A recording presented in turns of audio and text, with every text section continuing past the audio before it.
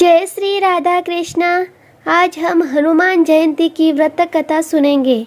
हनुमान भक्तों के लिए हनुमान जयंती का विशेष महत्व है। शास्त्रों के अनुसार हनुमान जी को राम भक्त माना जाता है। हनुमान जी को बल, बुद्धि, विद्या, शौर्य और निर्भयता का प्रतीक माना जाता है। जब कोई परेशानी सामने खड़ी हो जाती है तो सबसे पहले पवन सुत को ही याद किया जाता है।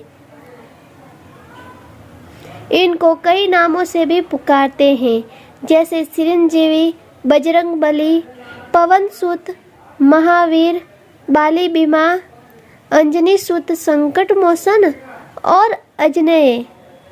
हनुमान जी ने अपना पूरा जीवन राम भक्ति में व्यतीत कर दिया और श्री राम ने उन्हें अजर अमर रहने वाला वरदान दिया। राम भक्ति में तल्लीन बजरंगबली जीवन भर ब्रह्मचारी बने रहे। पौराणिक कथा के अनुसार एक बार महान ऋषि अंगिरा भगवान इंद्र के देवलोक पहुँचे।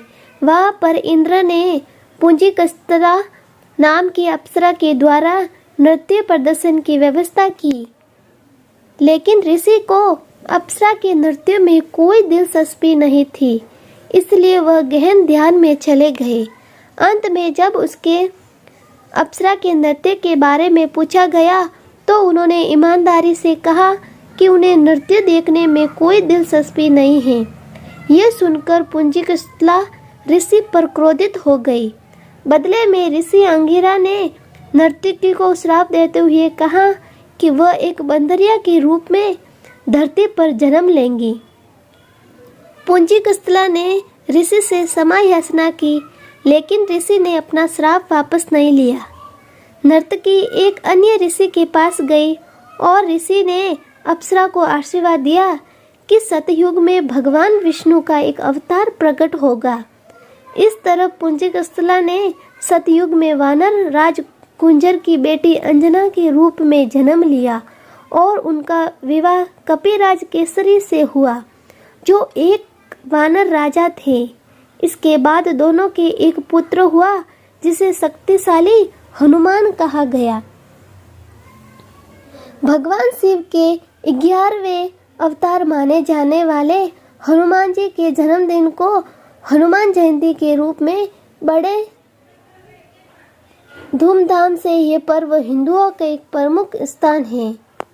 ज्योतिषियों की गणना के अनुसार बजरंगबली का जन्म 58,112 वर्ष पूर्व चैत्र पूर्णिमा को मंगलवार के दिन चित्रा नक्षत्र और मेष लग्न के योग में सुबह 6 बजे हुआ था।